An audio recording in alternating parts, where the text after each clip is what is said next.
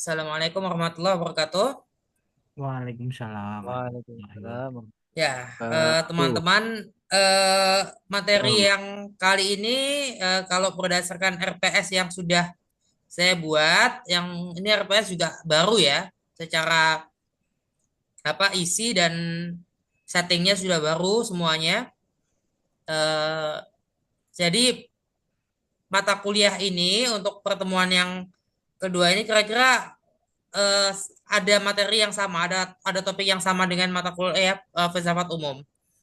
Tapi untuk yang kalau nggak salah yang lalu filsafat umum belum ada udah ada ya materi yang sama ya. Dasar-dasar ilmu dan filsafat ya. Jadi sengaja materinya sama, bukan bukan kemudian nanti kira-kira ujiannya sama ya. Karena kan materi yang sama ini hanya satu dua, tapi selanjutnya kan materinya berbeda, topik-topiknya berbeda. Termasuk pemisahan ya filsafat umum dengan filsafat Islam dipisah kembali berdasarkan eh, kurikulum yang sudah diperbaiki lagi untuk kita perbaikan kurikulum berkali-kali di ISIF ini. Eh, sudah ada perbaikan kurikulum ya, maksud saya itu sudah ada perbaikan kurikulum sehingga ini sudah masuk kurikulum baru.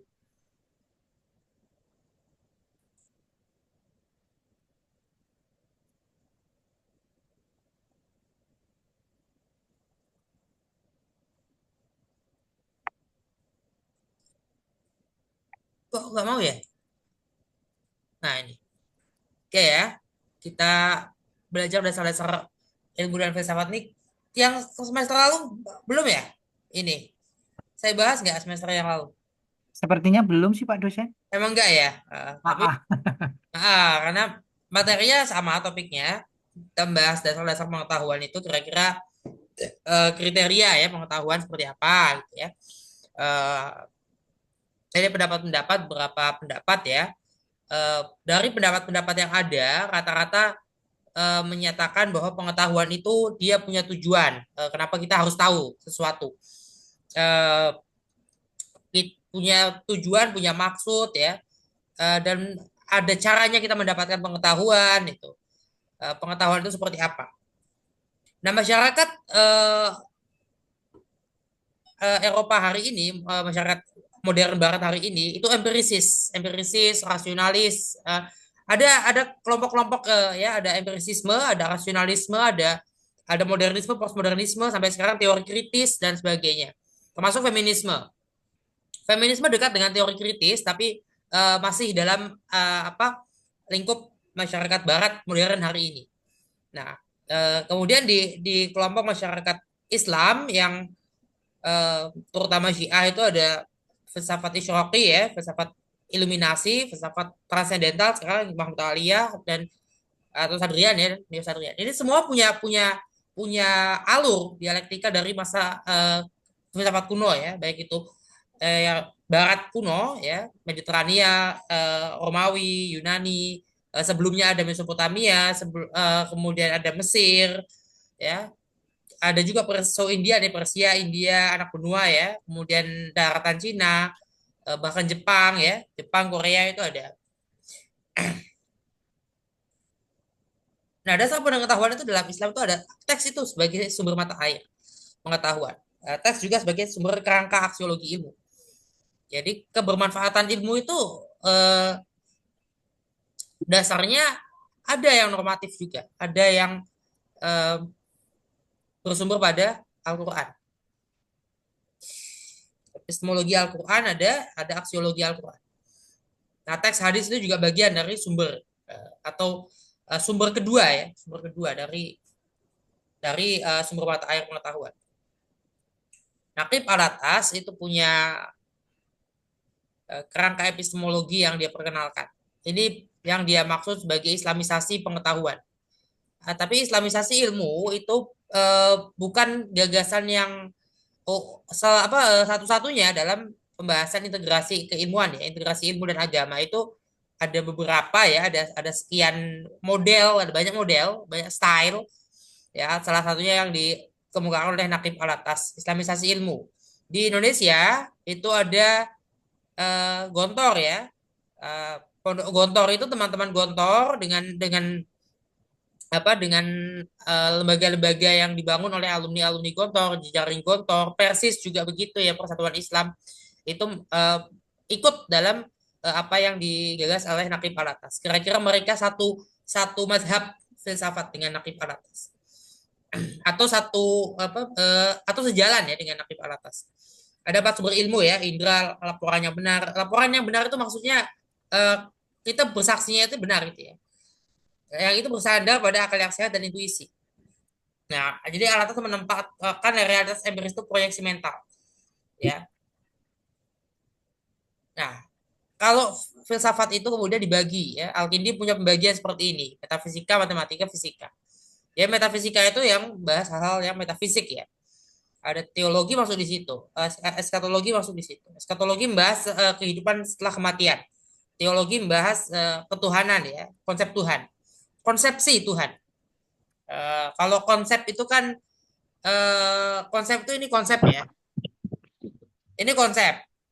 Tapi konsepsi itu kan tentang apa sih ini? Itu konsepsi. Ketika kita bicara tumbler, tumbler itu apa itu baru konsep. Tapi kalau kita bicara konsepsi itu membahas keseluruhan. Jadi bisa fungsinya dan sebagainya ya. Bisa mereknya, model-modelnya itu bagian dari konsepsi. Konsepsi itu lebih mendetail dari konsep. Dan matematika ya, dalam arti tentang simbol, tentang angka, huruf, tanda, ambil di mana? eh, apa namanya, kemudian fisika tentang benda-benda empiris ya. Jadi alam empiris ini tidak lebih nyata ya dari alam yang apa yang lebih tinggi ya. Jadi alam empiris itu bukan bukan disebut alam nyata, alam fana karena kan akan hancur. Nah, kemudian Al-Farabi membagi dua dan masing-masing terbagi seperti ini. Jadi filsafat praktis itu, nah filsafat praktis itu masuk nanti ke dalam pandangan dunia pada level praktis, bukan pada level teoritis. Kalau teoritis masih dalam metafisika, matematika, fisika. Ketika bicara praktis sudah masuk etika, politik, ekonomi. Nah, perbedaan filsafat dengan teologi, eh, filsafat dengan teologi itu punya alat yang sama. Kira-kira begitu, punya alat yang sama, tapi penggunaannya berbeda, paradigmanya berbeda. Kalau teologi itu jelas dia ingin meneguhkan doktrin, kredo yang sudah ada. Doktrin kredonya sudah ada, doktrin kredonya sudah ditentukan lebih dulu, kemudian diteguhkan. Jadi aktivitas teologi itu ya realistisnya aktivitas teologi itu masuknya eh, cenderung ya punya kecenderungan untuk apa istilahnya apologet ya, punya kecenderungan apologetik, ingin mencari kebenaran dari doktrin yang ada. Jadi menguji doktrin tapi kemudian harus doktrin itu benar. Ya, seperti misalnya gini, melihat penciptaan ya. Dari teori penciptaan kan kalau teori yang sekuler itu kan ada biogenesis, ada abiogenesis. Ya, teori-teori biogenesis, abiogenesis itu sebetulnya sudah tua. Itu sudah lebih sebelum turunnya Al-Qur'an, bahkan sebelum sebelum turunnya Injil. Tapi itu harus teori itu turunnya Al-Qur'an itu mendamaikan kedua teori tadi. Yang sampai sekarang kedua teori itu masih berantem sampai sekarang. Masih masih berdinamika, berdialektika antara sesamanya. Ya, padahal sudah turunnya Al-Qur'an. Turunnya Al-Qur'an itu disebut ingin mendamaikan itu eh, kalau aktivitas teologi memang arahnya adalah itu sudah benar dulu. Nah, sementara kalau aktivitas filsafat justru mempertanyakan dulu. Ya, doktrin dan dogma itu dipertanyakan. Jadi pertanyaan dulu. Jadi filsafat itu perbedaannya dengan agama itu ke situ. Ya, filsafat itu lebih ke mempertanyakan dulu. Sama, sains juga begitu. Sains itu mempertanyakan dulu. Kalau teologi atau kalau kita bicara agama, doktrinnya sudah ada duluan. Jadi keyakinan dulu. Hmm. Salah satu contoh perspektif ya, yang diusung oleh Fahmina seperti ini. Ada dialektika antara teks dengan realita, antara tradisi dengan realita. Nah, antara tradisi dan realita ini ada dialektika. Ya, dialektika itu dikonstruksi. Siapa yang mengkonstruksi? Ya, kelompok-kelompok yang berkepentingan itu mengkonstruk itu. Kelompok-kelompok yang berkepentingan dan individu-individu di dalam masing-masing kelompok.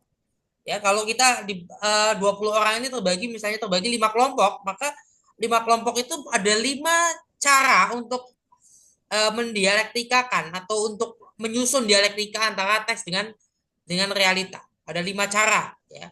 5 cara itu kan tadi ada berapa orang dalam masing-masing kelompok. Misalnya seperti itu. Untuk menentukan caranya, ada perdebatan dulu di dalam.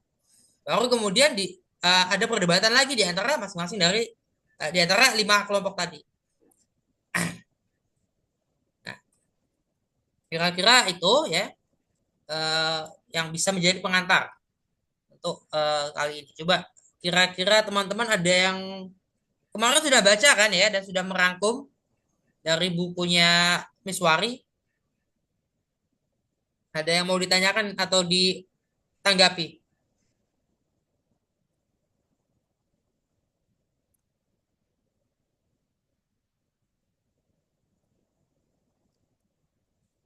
Iya Pak, gimana Pak? Ya, apa tanggapannya atau pertanyaannya Pak Derajat? Oh gitu ya. Sebentar ya Pak ya, saya baca dulu ya. Saya gak lupa karena saya bikinnya udah lama karena mau dinas kemarin. Oh gitu. Teman-teman yang lain deh Pak, saya coba saya lihat dulu. Saya ngumpulinnya udah lama banget karena mau dinas kemarin. Lebih awal karena mau ini ya. Iya, ternyata ini kan bisa kuliah makanya ngikut tadi. Hmm.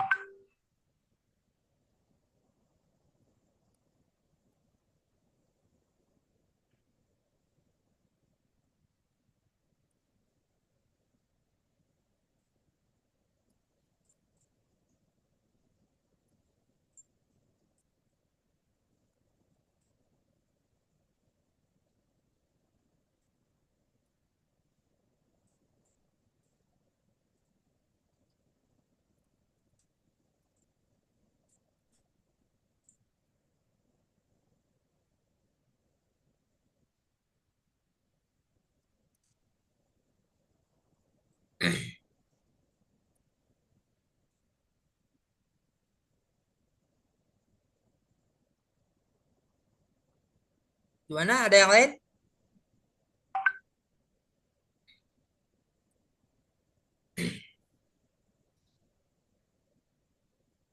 Mana nih? Pak Nasa mana Pak Nasa?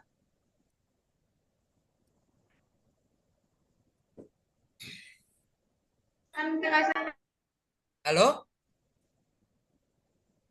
Iya Pak, gimana Pak? Lagi kemana ini Gimana? Pak Nasa? Ah, biasa Pak, lagi di kampung halaman sih di Garut di rumah. Oke, ini apa gimana? Ada tanggapan atau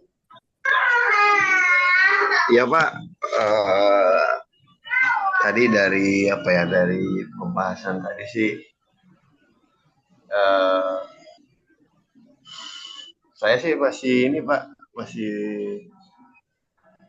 apa ya, masih mereview yang semester kemarin ya. Kurang lebih sama sih sebenarnya. ya kurang lebih karena filsafat umum dengan filsafat ilmu tidak jauh ya, tapi nanti akan banyak ketemu perbedaannya. Karena filsafat ilmu itu memang bicara tentang ilmu langsung gitu ya, artinya lebih lebih ke teoritisnya, teoritisnya. Karena ini nggak akan bicara praktis, nggak akan bicara pandangan dunia atau worldview. Ya, misalnya di RPS kan setelah ini sudah masuk berpikir, kemudian kan pemikiran filsafat ilmiah ya, pemikiran kritis, struktur dan hakikat, ilmu pengetahuan, ontologi dan ontologi ilmu. Nah, kan ada perbedaan di sini. Epistemologi ilmu, kemudian aksiologi ilmu, metode, ya metodologi dan metode ilmu, dan seterusnya. Sampai sebagai paradigma dalam ilmu pengetahuan, hakikat paradigma, struktur penelitian, arah integrasi ilmu, dan agama, ilmu sosial, budaya, itu. Jadi agama ini misalnya agama produk budaya atau produk agama itu produk budaya bukan? Bukan, Pak. Agama kan wahyu, Pak ya. Wahyu itu bukan bukan agama itu bukan wahyu ansih. Kalau agama itu wahyu ansih kita eh, nggak ada perbedaan pendapat, nggak ada perbedaan tafsir dong kalau kayak gitu. Tapi kan kenyataannya ada perbedaan pendapat, ada perbedaan tafsir. Jadi ada yang wahyu, ada yang produk Ah, budaya, Pak. itu. Pak dosen, Agama itu Pak dosen. diawali oleh wahyu. Kalau didasari ya lebih tepatnya diawali. Kalau didasari itu eh, agak sulit ya kalau dibilang didasari. Referensinya, tapi nggak sebagai landasan karena itu masih banyak menggunakan penafsiran. Jadi Pak dosen, Pak ada dosen. lebih banyak eh, perbuatan manusianya daripada coba kan kalimatnya kan dan ayatnya kan jelas inna nahnu loh ya bukan nahnu nazalna. Nah, kan jadi yang menurunkan eh, adzikr peringatan itu kami ya Allah menggunakan kata kami. Kalau kata kami itu sudah pasti melibatkan makhluk siapa aja, ada malaikat Jibril, ada Nabi Muhammad ya kan, ada siapa lagi, ada para sahabat itu termasuk di dalamnya, tabiin termasuk di dalamnya sampai ke sini. Ada 7 kiroah. Kiroah itu kan perbedaan harokat ya. Perbedaan tanda harokat. Tanda bunyi ya. Tanda baca. Dalam arti A, I, U-nya gitu kan. Atau panjang pendeknya. Panjang pendeknya juga. Itu kan berbeda. Jadi perbedaan tanda harokat ya. Kemudian perbedaan wakofnya di mana. Perbedaan letak tanda ayat. Ayo. Al-Baqarah itu misal Al-Baqarah itu 286 ayat atau jangan-jangan ada yang lebih dari 286 ayat. Tapi jangan dikira lebih dari 286 redaksinya berbeda. Enggak. Kalau ada misalnya ada yang Al-Baqarah lebih dari 286 misalnya, itu bukan karena redaksinya berbeda, tapi meletakkan ada tanda ayat di tempat yang berbeda sehingga jumlahnya jadi beda dong. Kalau tanda ayatnya diletakkan tempat yang berbeda, maka akan menghasilkan jumlah ayat yang nambah atau berkurang. Pak dosen, Ya, Pak, mau nanya ini ya. Kan dulu Mushaf Utsmani itu pas era Pak Sayyidina Utsman kan. Pertanyaan saya, ada nggak sih ya ayat yang hilang, yang tidak masuk hmm? ke dalam Gimana? eh, 3 ayat yang hilang, Pak, yang tidak sempat tertulis di dalam mushaf. Nah, jadi kalau kita mengikuti misalnya Menahem Ali ya, itu bukan ayat yang hilang. Itu bukan ayat yang hilang. Bisa jadi itu kiroah yang hilang. Misalnya seperti itu bisa jadi. Ya, kemudian bisa jadi itu eh, tanda ayatnya yang letaknya lain. Kalau tanda ayatnya letaknya lain kan akhirnya akan menimbulkan perbedaan jumlah ayat. Misalnya ini sebetulnya satu ayat atau 2 ayat yang berbeda. Atau maksudnya gimana ya? Kalimatnya satu ya, satu apa redaksinya sama ya, redaksinya sama. Kemudian ada yang meletakkan di tengah-tengah ayat menurut menurut kita yang umum, menurut yang di mushaf yang kita pakai, itu masih di tengah-tengah, baru setengah dari ayat, tapi tiba-tiba dikasih ayat ada ayat situ. Nambah nggak? Nambah. Iya dong, nambah karena di tengahnya ada ayat lagi. Berarti kan tanda ayat yang seharusnya katakanlah ayat 3 jadi ayat 4.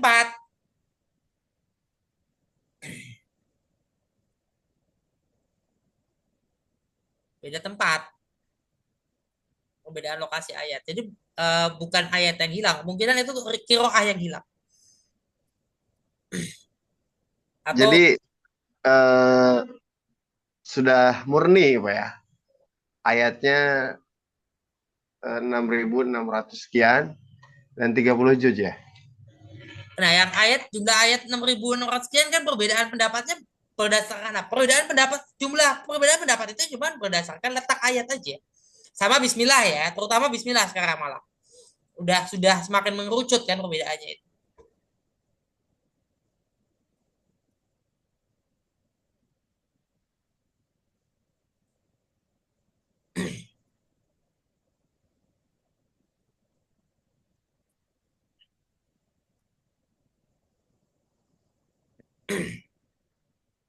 Masih ada nggak perbedaan Al-Quran itu? Perbedaan mushaf masih ada. Perbedaan mushaf itu dalam arti perbedaan qiraah. Ada nggak mushaf yang masih masih berdasarkan apa namanya masih terbuka ya sifatnya? Masih ada mushaf yang terbuka. Cuma sekarang agak susah juga mendapatkannya. Itu mahal itu dan sulit ya. Udah lama nggak dicetak banyak kan dalam bentuk banyak, dalam jumlah yang besar. Udah 100 tahun tidak kira-kira segitu. Kira-kira 100 tahun tidak dicetak dalam jumlah besar. Jadi kita nggak bisa beli sembarangan untuk apa teks mushaf yang masih terbuka, sifatnya terbuka itu maksudnya kita bisa baca berdasarkan kiroah. Artinya kan kita harus hafal dulu untuk harus hafiz Quran dulu baru bisa baca. Kalau nggak hafiz nggak bisa baca karena saya nggak bisa bacanya. Hmm.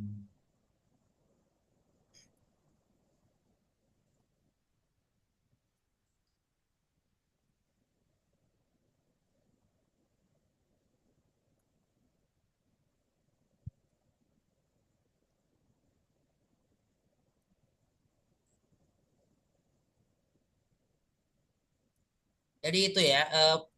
Nah, ini menjadi menarik ya. Saya jadi agak tertantang ini dan mulai mulai apa condong ada kecondongan ya terkait dengan perdebatan Unim Siri dengan Muhammad Nuruddin yang kemarin juga dimeriahkan oleh Guru Gembul ya.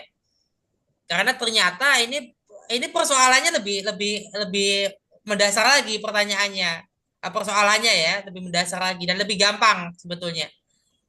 Persoalannya ini lebih mereka ini ada golongan empirisis ya, empirisis yang melihat ingin memasukkan empirisisme ya dalam pemikiran Islam. Nah, empirisisme itu tidak serta-merta memang tertolak, enggak. Tapi bahaya kalau seorang seorang saya katakan berbahaya eh, kalau kita sembarangan mengambil empirisisme itu. Karena empirisisme itu kan cenderung apa adanya, apa yang terlihat ya kan, apa yang terdengar, apa yang terindrai, apalagi itu eh, pertanyaan yang ini ya, pertanyaan yang sampai sekarang tidak akan mudah terjawab. Kita tahu konsepnya dulu atau kita eh, tahu formatnya formanya ya formanya dulu bentuknya dulu ya misal gini kita melihat batu kita kita tahu tahu bentuknya batu dulu atau batunya itu dulu ada coba kita tahu ada batu ya kita tahu kita tahu bentuknya batu dulu atau batunya ada dulu baru kita tahu bentuknya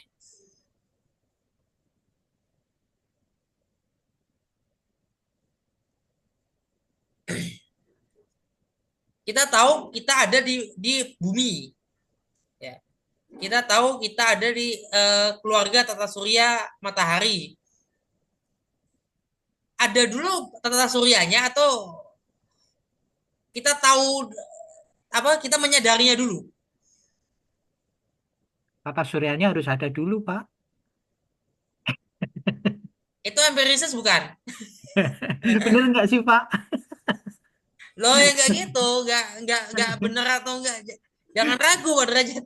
Enggak ragu sih Pak. Cuman saya mengkonfirmasi ke Bapak, bener nggak sih gitu loh. Kalau saya yakin sih bahwa kita, misalnya kita ada di bumi, berarti kita tahu persis dulu buminya yang mana. Ini bumi atau bukan sih gitu. Bukan sadarnya, pasti sadarnya berbelakangan kan Pak.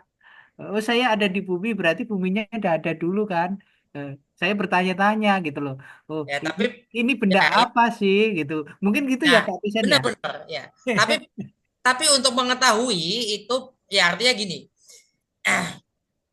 eh, itu yang menjadi apa pertanyaan ya.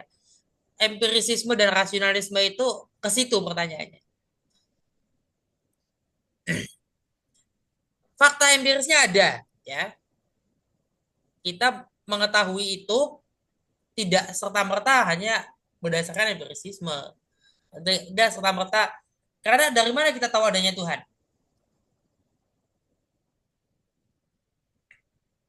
Kira-kira kita tahu adanya Tuhan itu coba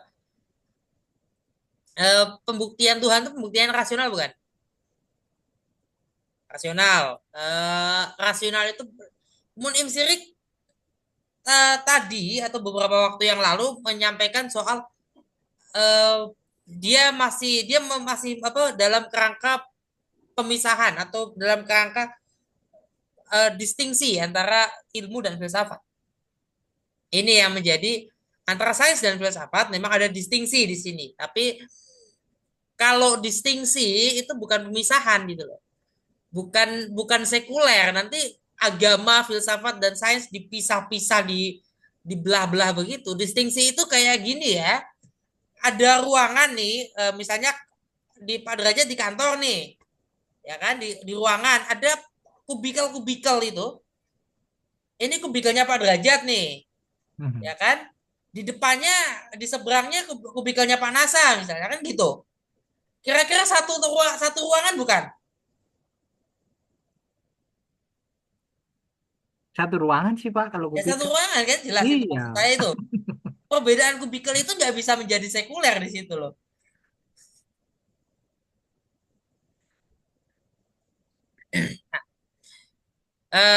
Kenapa saya tetap gini ya? Bahwa sejak awal pada mulanya semua ilmu yang tidak berasal dari wahyu, semua pengetahuan ya yang tidak berasal dari wahyu itu adalah filsafat, atau langsung relasinya langsung dengan filsafat. Sedangkan kalau yang berasal dari wahyu itu tidak langsung ke ilmu pengetahuan. Relasinya dengan pengetahuan itu tidak langsung. Sehingga eh, wahyu itu tidak langsung menjadi pengetahuan. Relasinya tidak langsung dengan ilmu, dengan sains. Tahapannya gimana sih Pak dosen? Filsafat dengan sains itu langsung hubungannya. Nah, Pak dosen, Ya, boleh dijelasin ya? Kira-kira tahapannya, prosesnya seperti apa sih ketika sesuatu itu bisa menjadi pengetahuan gitu kan? Kalau di buku yang dikasih Pak dosen itu kan antara ilmu dengan pengetahuan itu kan eh, ada beberapa tokoh yang memandang itu suatu hal yang berbeda ya Pak dosen ya? ya, iya. Sebagian tokoh kan memisahkan ya, ini ilmu, ini pengetahuan itu ya. Iya. Hierarki ya, hierarki ilmu itu. Ada hierarki ilmu.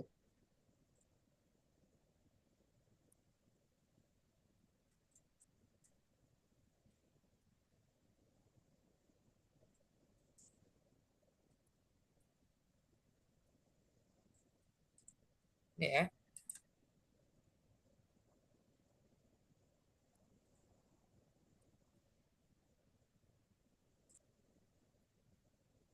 Nah ini sudah kelihatan nggak?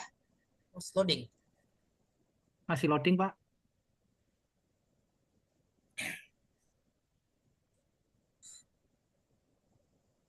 Nah, ini kan, oh enggak, ini ya, bisa diperbesar nggak sih? Oh, bisa diperbesar ya. Nah, wisdom ini filsafat ya, ini maksud.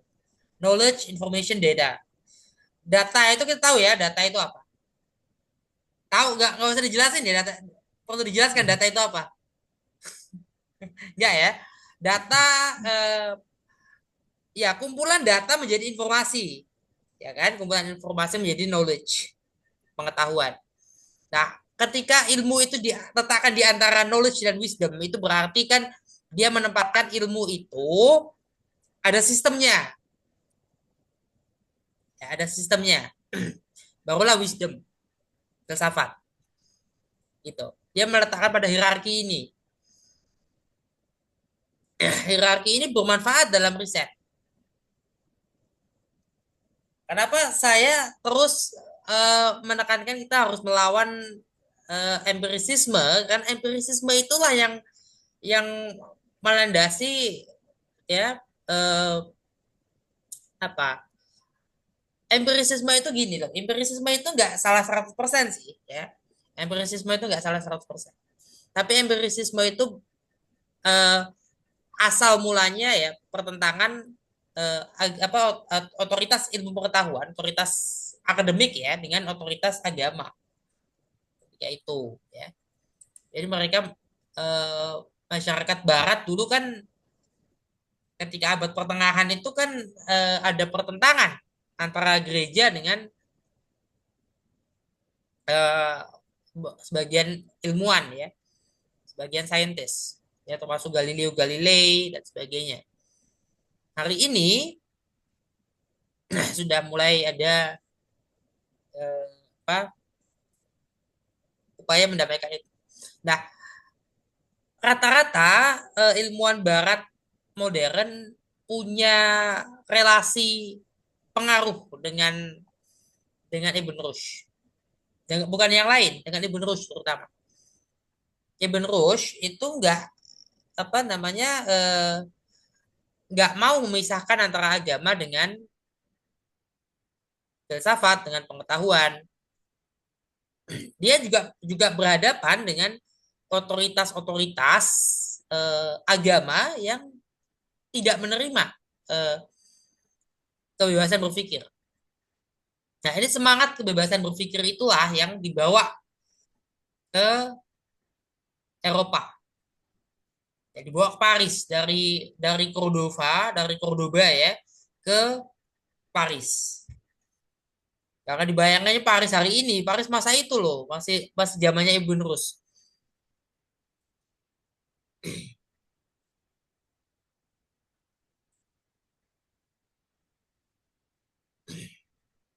Nah, dibawa ke Paris, kemudian mulai ada sarjana-sarjana yang belajar dan berupaya, oh ternyata harus eh, ini apa namanya harus bebas dalam berpikir, belajar untuk berpikir kritis.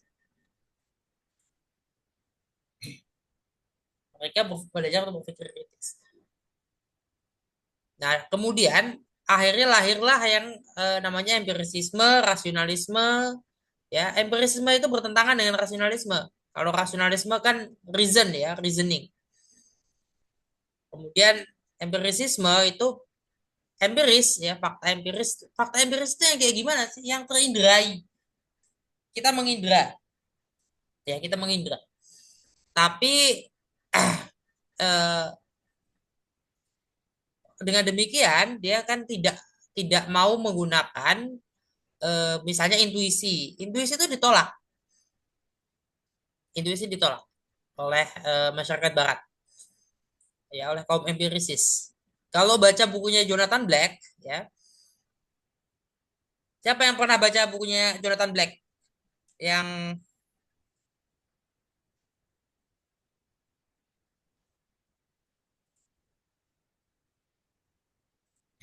sejarah dunia yang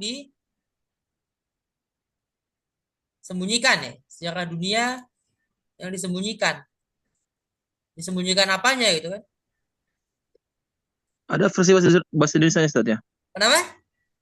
Ada yang versi bahasa Indonesia, Ustaz? Pak Nasrul pernah baca Bukan. yang versi apa?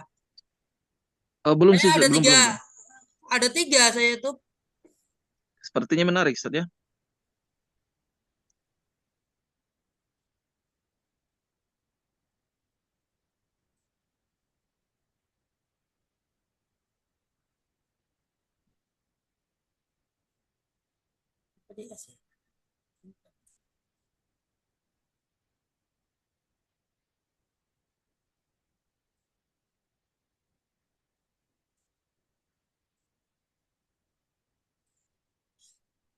Oh, Yang mana, Ustaz ya? The Secret History of the World. ya ya, kalau itunya ya.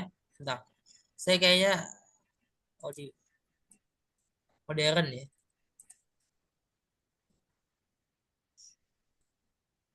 Nah, Jonathan Black. Saya ada tiga-tiganya. Ada yang Indonesia, ya. Ada yang Perancis nih. L'Histoire Secrète du Monde. Kemudian, nah, The Secret History ya. Nah, ini tiga-tiganya. Coba saya bisa nggak tiga-tiganya? Bisa kok. Bentuk PDF kah, Ustaz? PDF nih. Bisa di-share lah, Ustaz. Ini saya share ya. Yang silakan terserah mau di ini tiga-tiganya. Kira-kira Jonathan Black itu eh, dia mengawali kalimat awalnya ya, paragraf pertama dari bukunya itu dengan pernyataan yang kira-kira benar lah ya. Mengawali paragraf pertama itu kira-kira benar. Dia dia tidak salah ketika mengatakan sebelum ada apa-apa, sebelum ada semesta ini adalah eh, memang nggak ada waktu. Karena nggak ada waktu, nggak ada ruang. Tidak, belum ada dimensi waktu, dimensi ruang belum ada. Karena waktu itu gerak. Tapi Jonathan Black juga menyampaikan keyakinannya di awal bahwa alam semesta ini terjadi memang dengan sendirinya. Dan masih ada orang-orang yang menyampaikan terus-menerus bahwa masih ada kemungkinan bahwa alam semesta ini terjadi dengan sendirinya. Nah, alam semesta terjadi dengan sendirinya ini tidak setidaknya gini ya. Kalau kita memaknai semesta itu multiverse, mungkin ya itu terjadi.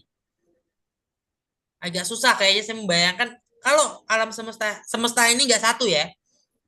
Semesta ini jamak gitu.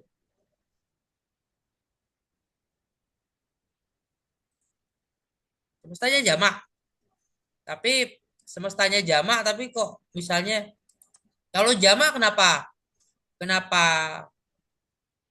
ya? Kenapa terjadi dengan sendirinya? Bagaimana caranya bisa terjadi dengan sendirinya? Argumentasi yang terkenal kan ada kerumitan dari sistem, dari desain alam semesta. Serumit ini, ya sedemikian rumit, sedemikian detail desainnya alam semesta ini, tapi kemudian bisa terjadi dengan sendirinya. Sesuatu yang rumit tidak terjadi dengan sendirinya. Itu menjadi sesuatu yang tidak tidak perlu dijelaskan dan tidak perlu pembuktian gitu. Sudah pasti kalau sesuatu yang rumit pasti ada yang menciptakan. Desain yang rumit, detail nggak mungkin terjadi dengan sendiri. Apapun yang tidak sengaja itu nggak sederhana. Apapun yang nggak sengaja ya, yang kejadian yang tiba yang tidak sengaja atau yang kebetulan itu cenderung sederhana ya, cenderung sederhana, bukan nggak sederhana, cenderung tunggal, cenderung tunggal. Kalau sesuatu yang prinsipnya itu, kalau sesuatu itu adalah kebetulan, kecenderungannya adalah tunggal atau lebih sedikit, maka itu kebetulan. Kan kita rata-rata meyakini adanya hukum alam. Hukum alam itu bisa berbeda antara satu semesta dengan semesta lain. Ada sebagian kalau kita perhatikan ya, penelitian sebagian astronom menemukan ada yang hujannya bukan air. Hujannya berlian. Ini kan berarti berbeda ya dengan apa pada umumnya.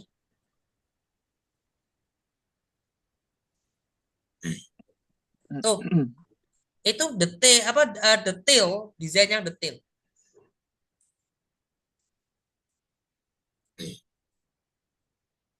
Bagaimana dengan Ustaz, dengan teori Big Bang itu, Kenapa? Ustaz? Bagaimana dengan teori Big Bang?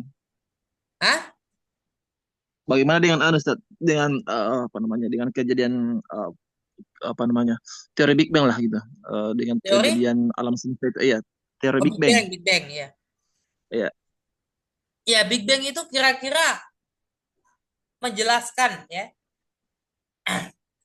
Big Bang itu saya membaca Big Bang itu tidak jauh dari gradasi wujud ya. Kan Al-Qalam itu apa menuliskan ya. Al-Qalam itu kan menuliskan. Jadi alam apa di Lauhul Mahfuz ya, menuliskan. Ya, yang ditulis itu ya kita ini, semesta ini. Ya, tuh. Matahari pertama tercipta untuk tata surya kita nih. Ketika tata surya kita tercipta, awalnya hanya ada matahari. Yakin nggak hanya ada matahari? Ternyata ada dua, bukan satu nih. Ternyata. Kalau matahari saja, kemudian matahari itu terpecah menjadi planet, menjadi satelit alami, kemudian ada anggota minor, batu-batu, planet minor dan sebagainya. Saat itu saja nggak ada air, nggak ada kehidupan. Nah, tapi ternyata ada kehidupan. Dari mana? Air. Air itu ada batu es yang melayang di angkasa itu, dekat dengan matahari, nggak jauh. Begitu terciptanya alam es itu masuk batu es besar itu masuk ke dalam. Dan air di bumi ini uh, ya berasal dari bumi yang tadinya panas diturunkan es yang besar itu dibenturkan dengan batu es yang besar. Benturan itu ketika sudah sampai ke bumi jadinya hujan. Hujan dan karena bumi masih panas ya. Kemudian ada petir, ada apa elektron-elektron terciptalah kehidupan. Kehidupan awal. Jadi memang manusia itu juga diciptakannya di bumi.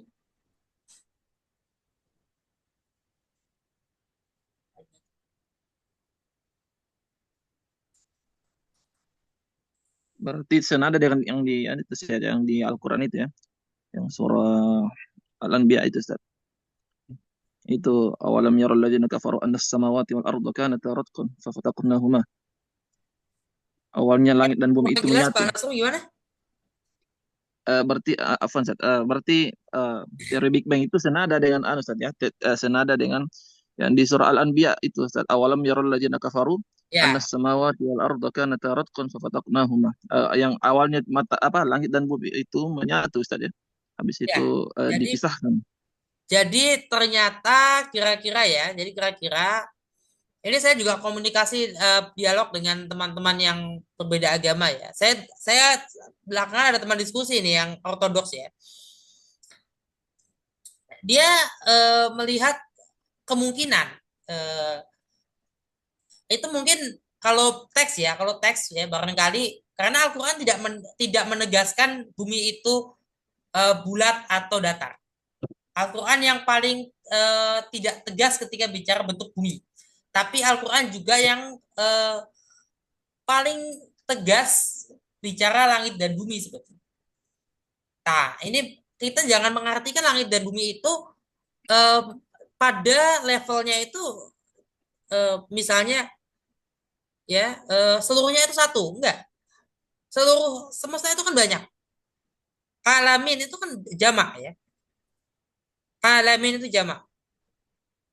Nah, jadi satu tata surya ini satu langit dan bumi, satu langit dan bumi. Itu yang dipahami masyarakat yang apa sebagian sarjana ya yang memang melihatnya secara ilmiah.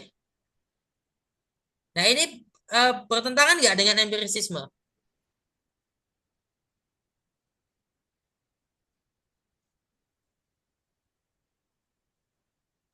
Ya itu gimana tuh Ustaz? Nah, kan empirisisme itu jelas empirisisme menentang ini. Empirisisme itu hanya melihat teori Big Bang misalnya. Ya udah teori Big Bang itu. Tadi saya sampaikan di PPT ada dialektika antara teks dengan realita. Nah, pembahasan dialektika antara teks dengan realita ini saya kira sudah ditemukan lebih awal.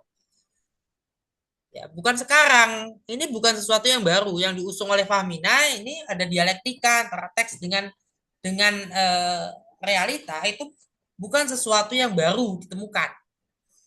Ini sudah lama. Ini dari Ibn Rushd juga sudah begitu.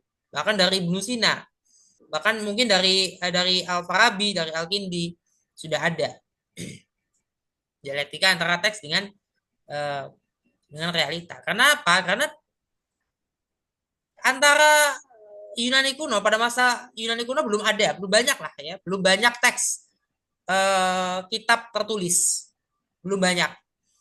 Kalaupun ada aksesnya agak susah. Kemudian Yahudi dan Kristen itu sangat sangat banyak konflik politiknya sejak awal ya, sehingga teks mereka itu bisa saling menyerang itu sampai kepada pemusnahan teks, sehingga nggak gampang untuk em, menggagas dialektika antara teks dengan realita ya.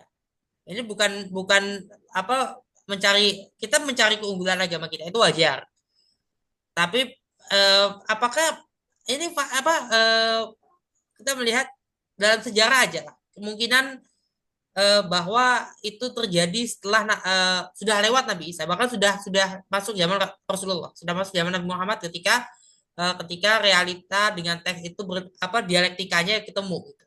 Ada dialektika antara teks dengan realita. Karena pada masa-masa sebelumnya teksnya juga susah ditemukan atau terbatas ya aksesnya. Akses kepada teks itu agak terbatas. Nah, belakangan kan akses kepada teks itu makin makin luas. Ya, jadi itu terjadi sudah abad kesekian. Sudah mulai diakui, ditemukan pada abad-abad sekian. Akhir abad kuno.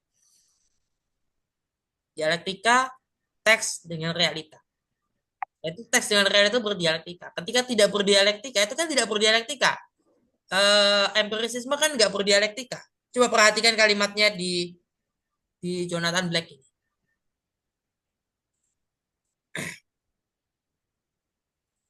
Yang tadi tuh Ustaz, yang Belum. buku tadi tuh. Nah, ini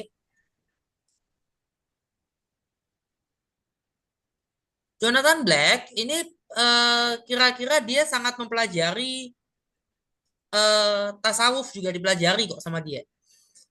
Mistisisme itu dia pelajari benar-benar.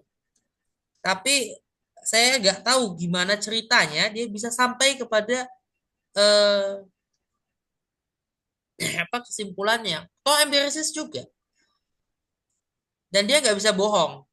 Kalau menurut Miswari, orang-orang yang belajar benar-benar itu nggak akan bohong. Karena ternyata misalnya Miswari membaca Hegel ada pengakuan kebenaran yang disembunyikan oleh eh, yang dia bantah juga.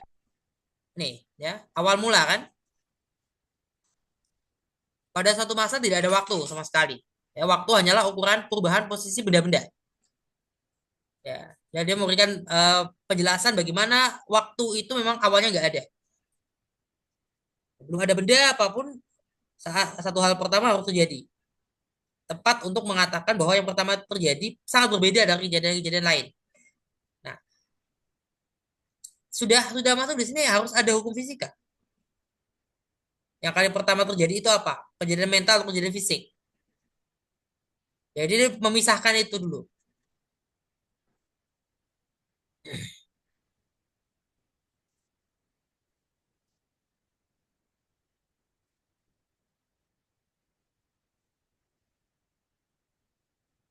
Ini Jadi di sini sudah argumentasinya mulai Ustaz ya, menunjukkan sudah mulai ada kenapa? korelasi dengan fisika. Di sini sudah Ya, mulai ada korelasi dengan fisika juga Ustaz ya. ya sesuatu yang fisik atau ya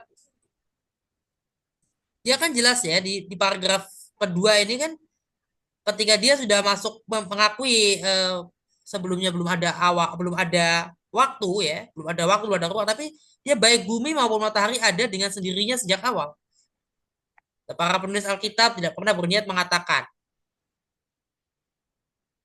Emang benar bahwa 7 hari yang di Al-Quran, yang di Alkitab, dimanapun ya, memang bukan perhitungan hari sebagaimana yang kita ketahui. Itu betul. Tapi ini dia mencoba membantah ya dari sumber-sumber yang sebetulnya eh, banyak dia jadikan landasan. Ketika bicara cerminan ya, cerminan atau kemudian cerminan itu nggak jauh dari iluminasi, filsafat iluminasi. Kalau kita membacanya secara empirisis, kita akan masuk eh, kontradiktif argumentasinya. Karena nggak mau berdialektika.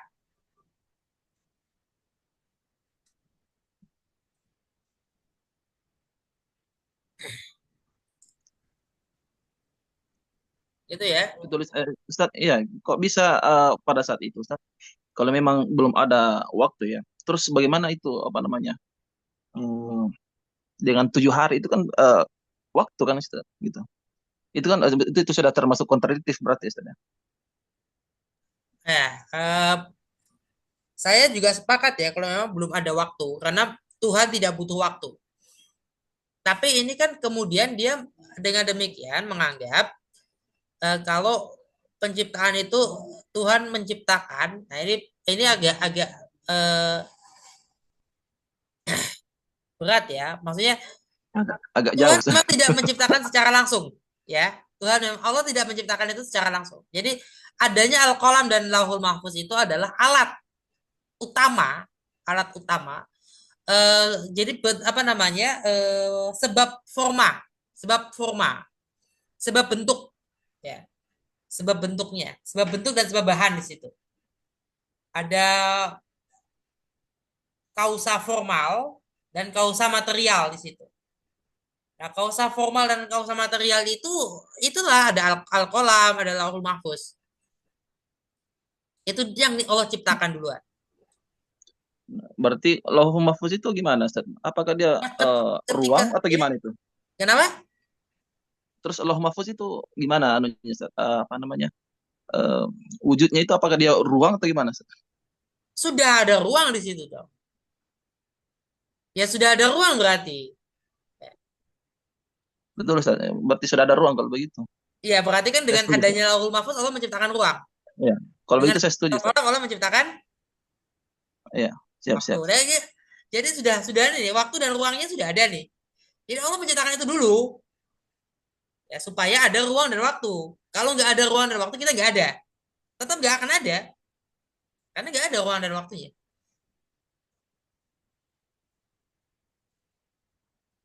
Nah, Al-Qalam dan Lauhul Mahfuz itu berhubungan dengan keseluruhan dari alam-alam semesta-semesta itu.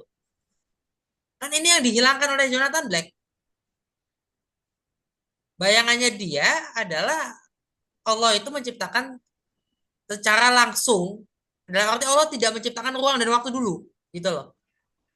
Itu sama kayak kita membayangkan tukang kayu, tukang batu, ya. Kan beda dong. Kalau kita bangun rumah ya kan, iya satu persatu, misalnya pondasinya dulu, itu kan, itu jelas, itu bangun rumah. Ini alam semesta, ya. Nggak celang-celing juga, gitu loh. Tapi juga tidak apa namanya diciptakan dengan cara manusia yang prosesnya manusiawi atau prosesnya empiris gitu. Penciptaan alam semesta ini awal mulanya tidak empiris. Gimana menciptakan ruang dan waktu itu tidak empiris. Itu metafisik. Jadi kesimpulannya, Ustaz, sebelum ada Lauh Mahfuz dan kolam itu, ya berarti di situ belum ada anu, Ustaz, ya, belum ada ruang dan waktu, Ustaz, ya. Belum ada. Eh, Terus gimana Allah bisa membuat itu Lauh Mahfuz, menciptakan Lauh Mahfuz? Itu kan otomatis butuh proses, Ustaz, ya. Dan proses itu pasti paling tidak membutuhkan waktu, Ustaz. Itu gimana tuh? Nah, kalau kalau Pak Nasrul mengira butuh prosesnya itu ya. Sepertinya kita sulit untuk membayangkan apakah Al-Qalam dan Lauhul Mahfuz itu butuh proses itulah. Sulit untuk membayangkan itu. Itu yang tidak terjangkau. Nah, maka itu tidak terjangkau. Ini akan masuk lagi dalam, nah, ketika ketidakterjangkauan Tuhan itu dibuktikan gitu ya, dibuktikan juga Iya. antara lain. Nah, Ini ketidakterjangkauan ini agak yang berat, kemudian ini berat, Ustaz, ya, berat. gitu. Ini ilmiah Agak atau berat, Ustaz, ya. ya, ya. Iya. Oke, Ustaz, ya. Nah, ini ilmiah atau enggak itu? Ketidakterjangkauan itu ilmiah atau enggak? Itu Iya, bisa bisa diperdebatkan. Makanya kenapa masih Guru Gembul bahkan Munim Siri itu eh, berdebat soal Tuhan itu dibuktikan secara ilmiah atau enggak. Tapi secara ini ilmiah, betul. ini agak sulit karena ada yang berpendapat kalau logis belum tentu ilmiah, kalau itu secara filsafat berarti tidak secara keilmuan.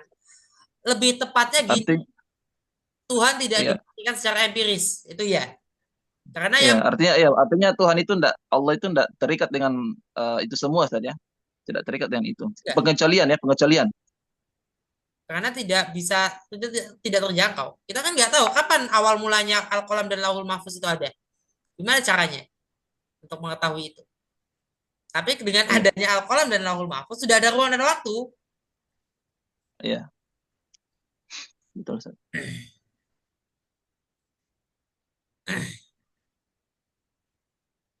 Menarik, Ustaz, menarik, insyaallah.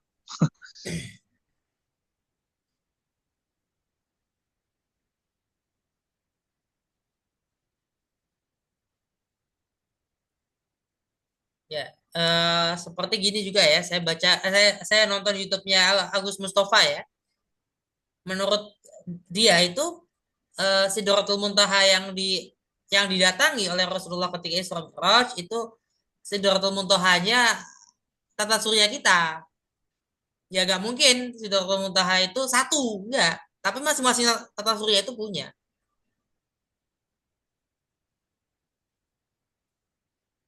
Masing-masing tata surya aja atau masing-masing semesta lah.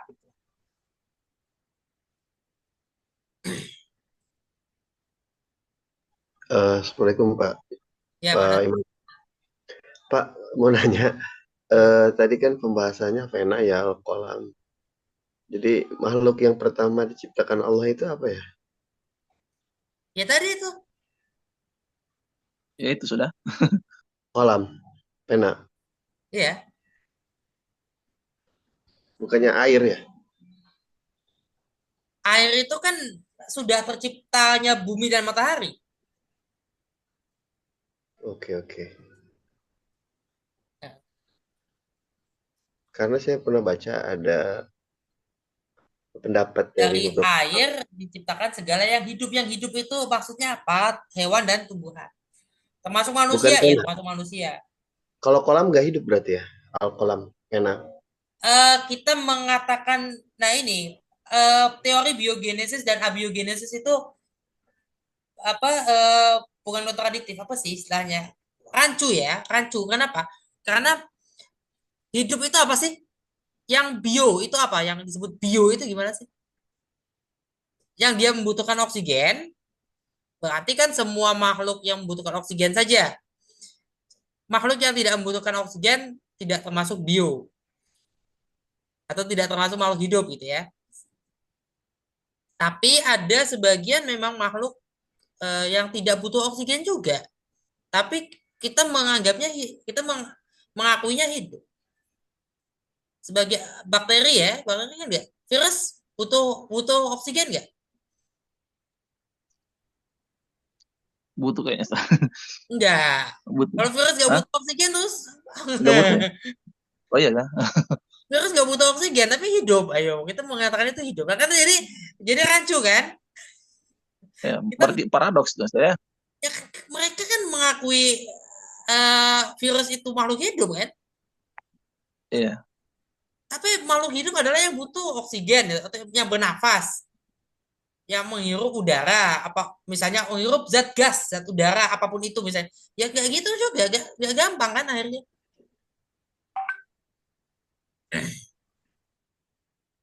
Tapi dalam dalam ini ya, hayawan itu eh, ya jiwa hayawan, hewan itu adalah yang dia tumbuh dan dia bergerak.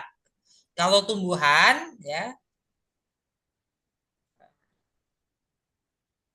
itu yang tumbuh saja, dia tumbuh. Ya tumbuhan itu bisa tumbuh. Eh, Hewan itu bisa tumbuh dan bergerak. Manusia bisa tumbuh, bisa bergerak, bisa berargumentasi, bisa membangun peradaban. Dari dulu, dari awal apa? Sekarang kan sedang settle ya. Sekarang sedang settle ya. Proses evolusi tetap ada. Tapi kita lagi settle nih ya.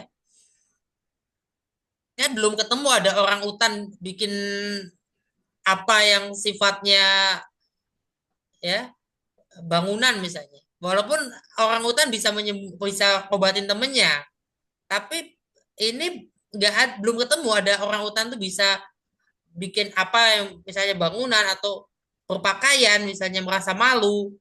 Belum ketemu kan? Belum ketemu. Belum ketemu ada simpanse merasa malu.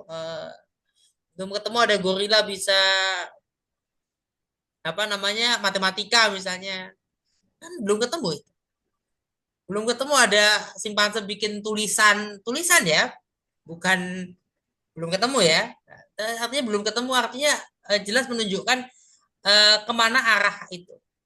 Karena apa? Karena kalau evolusinya Darwin itu kan random, kemudian eh, random itu kan nggak ada arah gitu kan, nggak ada arahnya itu random tuh. Kemudian dia apa kebetulan kebetulan tuh gimana coba? Kebetulan Tidak sengaja sih. random, Tidak sengaja berarti. iya kan? Nggak sengaja. Apalagi bahwa dengan demikian nggak ketahuan ini yang mana yang mau jadi manusia, yang mana enggak gitu. Jadi sebelum adanya Adam dan Hawa memang belum ada makhluk yang kira-kira belum ada jenis kelamin.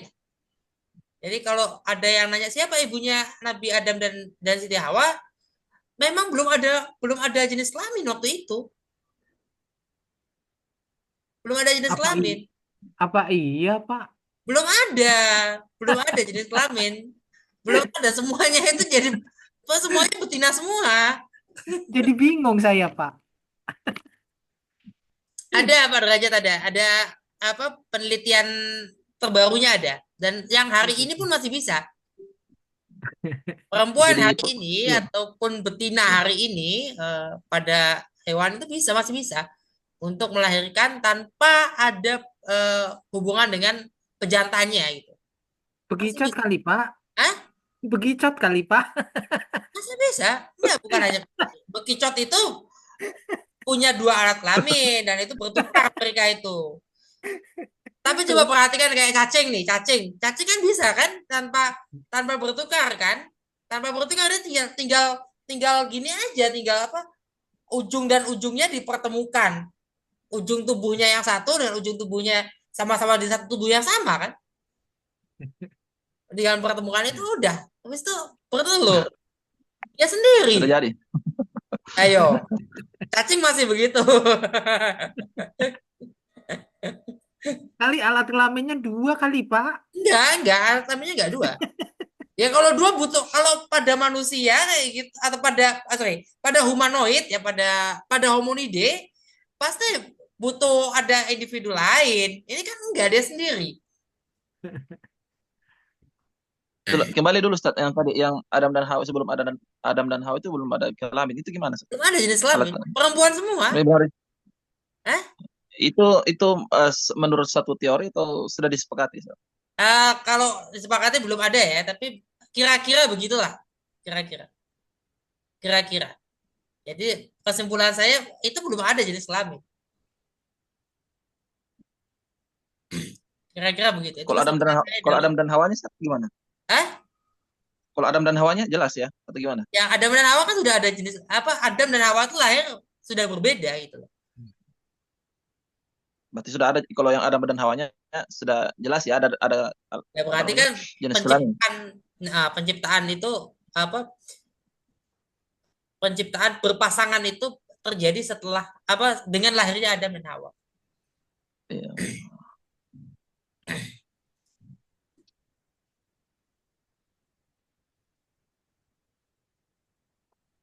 Terus makhluk yang lain gimana, Ustaz? Kayak misalnya Hah? ada, kalau misalkan ada teori misalnya, taruhlah misalnya kayak dinosaurus itu untuk berkembang biak gimana? Ya kira-kira begitulah. Tapi ini baru-baru ini masih masih asumsi lah Iya, ya, masih asumsi. ya belum belum bisa Cuman belum bisa dianu yang Ustaz ya, belum, itu. karena kesimpulan ini masih asumsi, masih asumtif ya, masih masih belum belum pasti. Tapi eh, Masih kemungkinan dikaji. besarnya kan belum ada jenis kelamin. Gitu. Kemungkinan besarnya seperti itu.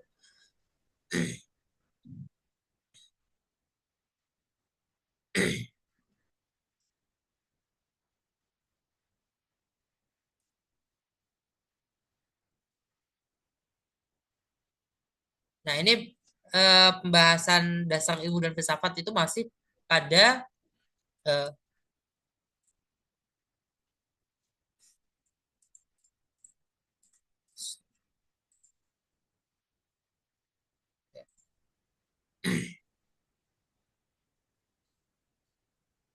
nanti kita akan bicara juga di sini ketika bicara dasar ilmu dan filsafat ya terkait dengan ilmu dan filsafat ini apa yang menjadi dasar itu.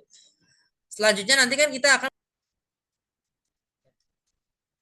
pemikiran ya. Nah, oke. Mbak, teman-teman ada yang ini enggak? Ada yang saya sudah kasih belum yang sebelumnya? Yang masih pengantar? Yang mana, Ustaz? Belum ya? Yang mana, Hah? Ustaz? Maksudnya sudah, Ustaz, sudah. Kalau pengantarnya sudah. Ya, ya. Kenapa? Udah Pengantarnya ya? sudah. Oke. Ya, sudah. Ya, Yang pengantar itu warna udah. ungu ya Pak Imat ya? Hah? Ya, warna ungu itu. Yang Yang warna warna ungu. Warna ungu itu ungu ya? udah ya. Iya pengantarnya Ini, udah sih. ini teman-teman pembahasan ini ya. Ya. Jadi kita sebelum gimana sih maksudnya kenapa kita belajar eh, filsafat ilmu? Ya, kita tahu paradigma di situ. Ada rasionalisme, feminisme ya, teori kritis. Nah, teori kritis itu dekat dengan feminisme. Nah, kita juga sebetulnya kritik agama itu dekat dengan teori kritis. Kita menempatkan ada dialektika antara teks dengan realita. Dialektika antara teks dengan realita ini kira-kira sudah jauh ya, sudah sejak abad ke-6 atau abad ke-7 ya. Sudah ada. Cuma sebelum sebelum itu barangkali bukan nggak ada ya, tapi karena terbatasnya akses yang membuat tidak seramai ini. Sekarang mulai ramai dialektika itu. Karena dialektika itu pasti berdialektika antara teks dengan realita. Kalau kita perhatikan yang sangat ini ya, misalnya itu masih surat Al-Anbiya ya, pembahasan penciptaan itu, bagaimana proses dari bumi dan langit dan bumi yang masih satu, kemudian eh, bagaimana proses terciptanya kehidupan, ya, juga terciptanya Adam dan Hawa itu juga dibahas. Dan memang terciptanya Adam dan Hawa itu di bumi, dan bahwa surganya itu adalah di bumi.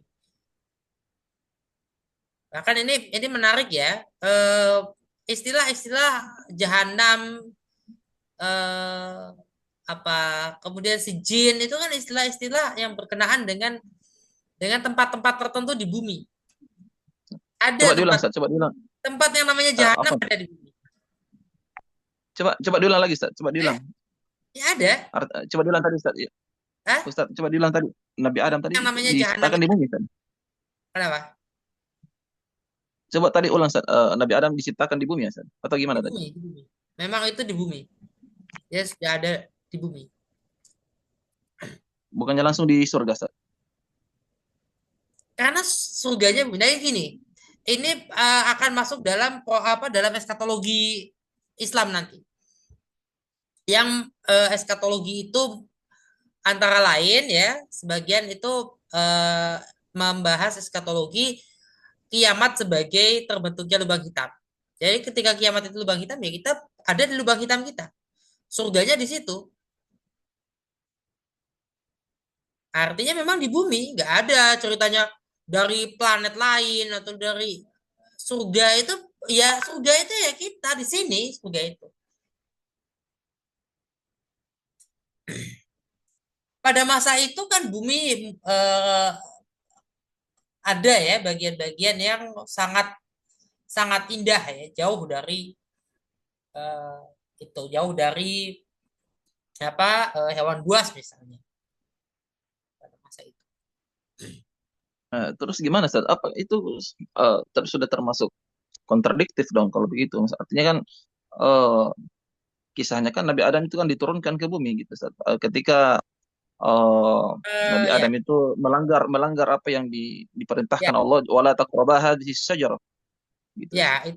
itu eh, tidak kontradiktif ya, karena itu penafsiran. Panas Rom. Itu bagian dari penafsiran. Yang menafsirkan seperti itu ada. Jadi ketika ditafsirkannya seperti itu ya seperti itu. Nah, Maturidi itu sempat memberikan fatwa agar tidak dicari. Kenapa? Kalau dicari, ya contohnya ya, kalau dicari itu ketemulah kasus Lucy itu. Kita kan nggak tahu apakah Lucy itu 100% fosil Lucy adalah 100% manusia. Kita nggak tahu, siapa tahu itu Lucy itu manusia ya, tapi dia dikubur bersama hewan-hewan peliharaannya yang masih sama-sama primata gitu. Kita nggak tahu itu. Ketika ketemu udah begitu, kepalanya manusia misalnya atau badannya manusia, kepalanya cuma itu aja, rahangnya rahang monyet yang hidup sama dia, dikuburnya bareng dia. Kita nggak tahu jadi. Tapi bahwa kuburan Lucy adalah kuburan manusia awal, iya. Tapi bahwa yang di dalamnya itu 100% manusia, kita nggak tahu. Itu itu salah satu yang kenapa eh, sebagian ulama yang mengikuti Maturidi ya, nah itu udahlah jangan dicari, dan memang nggak bisa dicari karena itu tadi ada kejadian itu yang buat orang nggak bisa dicari deh kayaknya. Nah, kalau sebagian kayak saya mencoba cari-cari ya, misalnya di videonya Agus Mustafa ada ya tentang siapa, tentang bagaimana prosesnya surganya. Tapi surganya titik-titiknya surga itu di mana kan kita nggak tahu. Tapi surga yang dimaksud memang tempatnya di dataran tinggi. Ketika itu bumi kan masih satu, hanya ada satu daratan dan sekitarnya adalah lautan. Belum tercipta yang seperti sekarang, belum sama dengan yang hari ini. Berat ini Ustaz. Masih masih saya apa namanya mencoba untuk apa namanya menyesuaikan dengan apa namanya mengkorelasi antara yang sudah saya ketahui selama ini dengan Ustadz paparkan hari ini gitu Ustaz. Ya, itu perbedaan penafsiran, Pak Nasrum. Karena kalau itu perbedaan penafsiran. Sebagian saya juga belum tahu ya, apakah penafsirannya siapa yang menyebutkan surga itu di apa lokasi yang berbeda dengan tata surya Dimensi kita. lain Ya, ya, tata dimensi surya lain. ya, kita bicara tata surya aja. Kalau memang lokasinya berbeda dengan tata surya kita, itu buktinya apa? Gitu. Buktinya apa? Misalnya, bukti dari Al-Qur'an loh misalnya, dari teks Al-Qur'an ya, bukan bukti dari hadis. Karena kalau hadis kadang-kadang juga hadisnya palsu, hadisnya tidak Ya. sahih. Dan belakangan ada banyak ya kisah-kisah yang saya nggak tahu dari mana ini kisah-kisah ini. Kisah-kisah ini dari mana? Misalnya dari bahkan ada yang apa menceritakan iblis sampai di bumi kemudian dia kencingnya keluar apa tembakau itu kan Ganja, sebetulnya coba ganja apa ya tembakau. Ya. kencingnya keluar tembakau dari kencingnya itu Ya. dia masuk ke ini keluar tembakau itu kan. Atau misalnya eh, Nabi Adamnya belum belum dikasih nyawa diludahi oleh iblis ternyata sampai itu ludahnya itu membentuk pusar. Itu kan dari mana itu kisah-kisah itu? Ada nggak di dalam Ya. hadis? Dan itu Ustadz yang cerita kan, terbentuklah pusarnya Adam itu dari Iya, Nabi Adam. Iya, iblis. Nabi Adam gak ada pusarnya betul. Iya. Kemudian mau diinjak kuda, akhirnya pusar itu apa diambil sebagian oleh Allah, di dilempar jadi anjing. Itu kan konyol itu. Itu Iya, iya, iya. konyol gitu. Itu mirip-mirip dengan mitologi Yunani. Mirip dengan mitologi Yunani. Jadi gini, sebagian kisah-kisah yang muncul ya, permunculan, entah itu mungkin Israeliat atau apa, sebetulnya muncul dari mitologi Yunani, mitologi-mitologi lain ya. Dan mitologi-mitologi itu eh, apalagi apa yang itu politeis ya, yang itu politeis, mitologi-mitologi itu jelas terlihat ya kalau kita bicara keislaman. Itu dari mana sih mereka membentuk mitologi itu? Kalau nama salah satu dewanya kan Hermes, itu kan kita tahu. Hermes itu kan Idris, Nabi Idris. Kita kan nabi menyebutnya. Tapi orang Yunani menjadikan itu dewa. Salah satu dari 12 dewa. Dan 12 dewa itu dari mana aja? Sementara Zeus-nya sendiri yang menjadi rajanya para dewa di dalam mitologi Yunani itu ditolong oleh dewa yang lain loh. Ditolong kemudian menjadi rajanya para dewa, kan gitu ceritanya. Tapi perhatikan gini, Pak Nasrul juga perhatikan. Rata-rata yang bicara tentang dewa-dewa, politeisme ya, itu dewa-dewinya berasal dari pegunungan, ya gunung-gunung tertentu, atau pokoknya kawasan tertentu yang letaknya tinggi gitu. Letaknya tinggi atau di ketinggian atau langit ya. Rata-rata seperti itu. Kalau Ustadz sendiri terima nggak adanya itu teorinya, Ustadz? Kenapa? Kalau Ustadz sendiri terima nggak teorinya itu? Teori yang mana? Yang saya masih aneh tuh, yang masih kepikiran dengan Adam itu tuh, misalnya dia tinggal di bumi gitu. Ya, proses penciptaan itu di bumi. Tapi kemudian ini gini ya. Jadi gimana sih ceritanya melanggar aturan ya? Ya, kita melanggar aturan itu seperti ini. Itu di apa tidak tidak kemudian coba bayangkan sulit untuk ini ya untuk apa namanya untuk kita menemukan ya. Kalau apa ya? Saya juga agak sulit ya. Eh, belum belum ketemu ya argumentasi saya, tapi itu yang saya juga baca ya, sebagian sumber-sumbernya memang ada. Nah, eh, kalau Pak Nasrul kan lebih ke ininya, kan bukannya waktu itu melanggar ini ya, melanggar peraturan itu, memakan buah tertentu. Ya, Kisah itu tidak satu agama saja yang punya, semua agama punya itu. Rata-rata lah semua rata-rata agama ya, punya itu, apalagi Ibrahim ya, itu ditemukan semua agama. Nah, kita mengatakan itu satu peristiwa sejarah ya, atau peristiwa sejarah atau eh, yang peristiwa sejarah yang terjadi sedemikian ya, sebagaimana apa apa yang kita baca, atau peristiwa berdasarkan peristiwa sejarah, cerita berdasarkan peristiwa sejarah.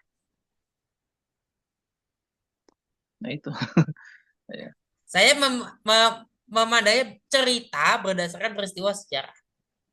Jadi iya, sejarahnya ada. Eh,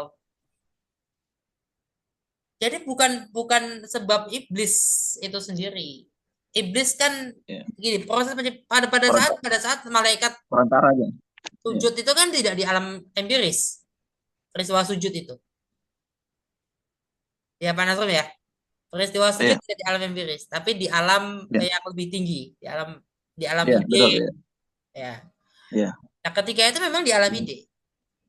Artinya belum Nah, di alam empiris, belum di bumi yang empiris ini. Tapi Adamnya sudah ada nggak di alam empiris? Sudah ada. Sudah di alam iya. empiris. Terus, ya, terus posisinya Nabi Adam di mana, Ustaz, waktu itu? Eh? Apakah apakah di apa yang yang di line empiris itu, Ustaz. Ya, Yang kita kan bisa masuk ke dalam alam yang tidak empiris itu. Jadi Adamnya dimasukkan ke dalam alam yang tidak empiris itu. Ya, kita nggak bisa bayangkan apakah Adamnya tidur dulu itu kan, masa kayak gitu gitu bayangkan itu susah dibayangkan. Saya nggak kalau saya bilang Nabi Adamnya tidur dulu gitu kan nggak enak juga karena saya nggak tahu kan.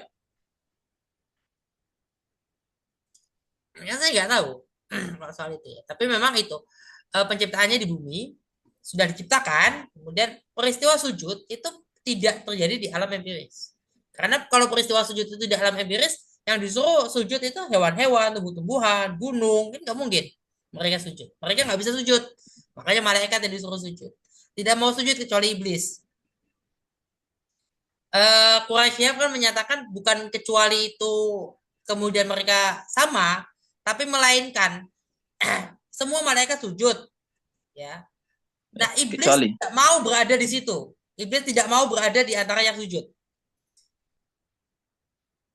Iblis menolak untuk sujud.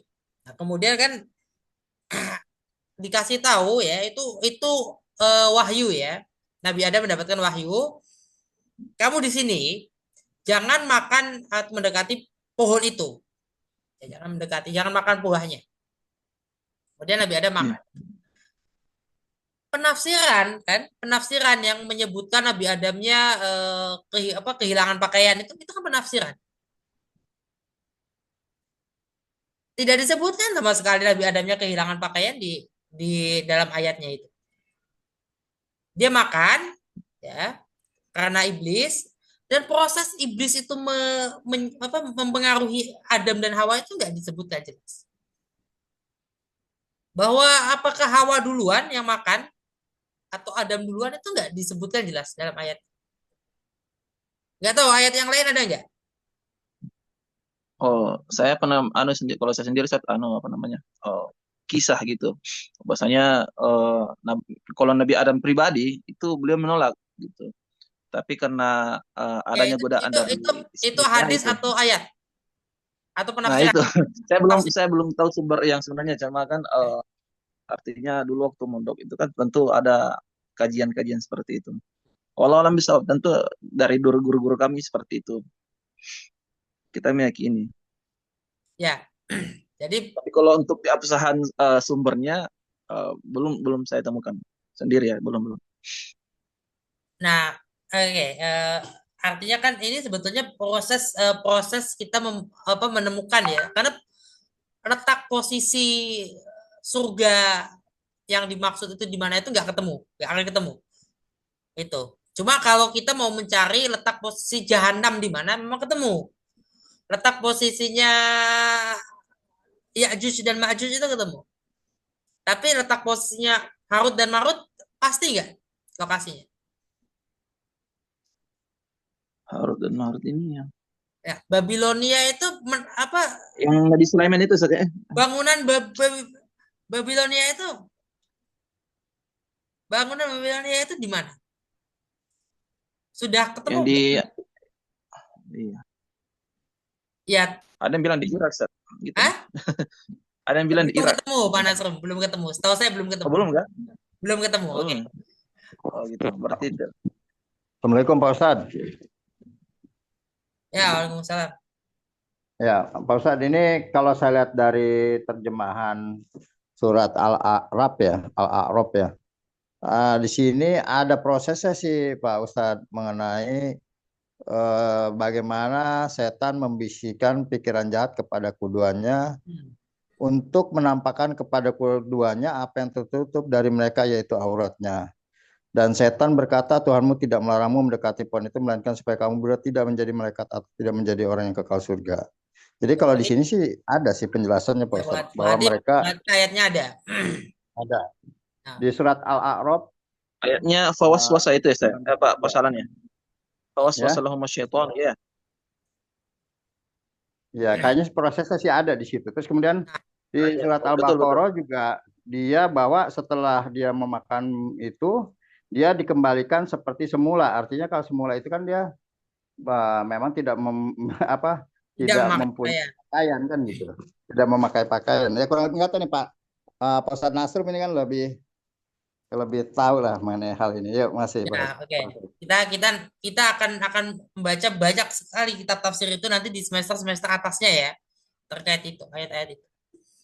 Nah, namun demikian sebagian ulama memang eh, menemukan bahwa memang proses penciptaan terjadi seluruhnya di bumi, seluruhnya di alam empiris. Proses kisah sujud itu yang tidak diketahui. Kemudian proses iblis itu ya apa mendekati Adam dan Hawa dan akhirnya itu ya. Nah, dikembalikan seperti semula kan atau ditelanjangi. Apakah telanjangnya itu seperti apa? Eh, Telanjang saya kira kemungkinan Nabi Adam dan Siti Hawa itu berpakaian kira-kira sama nggak sih dengan yang digambarkan di pakaian dewa-dewa mitologi Yunani itu? Kayaknya sama. Kalau menurut saya agak mirip lah. Menurut saya agak mirip karena belum belum ada pakaian sudah hampir ditemukan, tapi pakaian zaman itu ya. Jadi eh, dulu itu ya pakai daunan, kulit kayu ya, bukan kulit hewan.